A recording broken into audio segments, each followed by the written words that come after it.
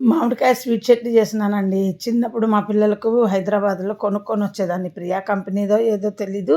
పెరగన్నంలో నంచి పెట్టేదాన్ని బావుండేది. సరే ఇప్పుడు యూట్యూబ్‌లో అన్ని రెసిపీలుంటున్నాయి గదా! సో, చూసాను. చక్కగా చేశానండి. చాలా 10 నిమిషాల్లో అయిపోయింది.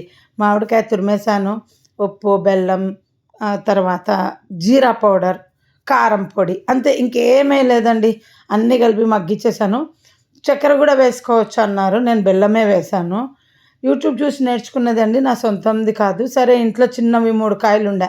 చాలా బావుంటది స్వీట్ చట్నీ రోటీస్‌తో పాటు తినొచ్చు. ఇడ్లీలోకి తినొచ్చు, పెసరట్లో తినొచ్చు, అల్లం పచ్చడితో ఆల్టర్‌నేట్‌గా తినొచ్చు. బావుంది. సో, నేను చేసి కొంచెం తిని చాలా థిక్‌గా అయింది. కొంచెం ముందు తీయాల్సింది.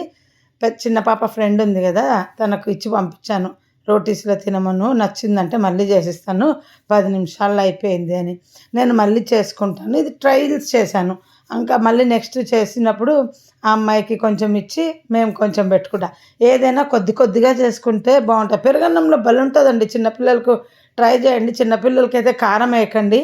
ఓన్లీ జీరా పౌడర్ ఏసుకోండి. నాకు కూడా తెలీదండి. నేను యూట్యూబ్ సెర్చ్ చేసే చేశాను. అంటే చిన్నయి 3 మ్యాంగోస్ తెచ్చిచ్చారు మా ఆయన. 4 తెచ్చారు. ఒకటేమో చారు చేశాను. మామిడికాయ చారు. ఉడకబెట్టి పిసికి బెల్లమేసి పచ్చి పులుసులాగా చెప్పాను ఆల్రెడీ. ఇంకా సరే మిగిలిన ఈ 3 పచ్చడి పెట్టడానికి ఆ కొద్ది కొద్దిగా ఎక్కడ పెడతావులే, పప్పుకి పెద్దగా ఇంకా అవసరంలా మా పిల్లలు ప్రతిరోజు ఒకే ఐటెమ్ చేస్తే తినరు రెగ్యులర్‌గా. ఎప్పుడో ఒకరోజు చేస్తే మామిడికాయ పప్పు ఇష్టం గానీ, ఇంక మామిడికాయ సీజన్ గదా అని అస్తమానం. ఇంక మామిడికాయ పులిహోర అస్సలు నచ్చదు మా పెద్దదానికి. ఇంక ఆ చిన్న కాయలు ఏం చేయాలా అని చూస్తే రెసిపీలు కొడితే వచ్చిందండి. అప్పుడు గుర్తొచ్చి అవును గదా! అప్పుడు పెడతా ఉంటి నేను వీళ్ళకు అని. పెరుగన్నంలో చాలా బావుంటది చూడండి. ఇప్పుడిప్పుడు పెరుగన్నం తింటున్న పిల్లలుంటారు గదా! చిన్న పిల్లలు 1 ఇయర్, 1 ½ ఇయర్ పిల్లలు.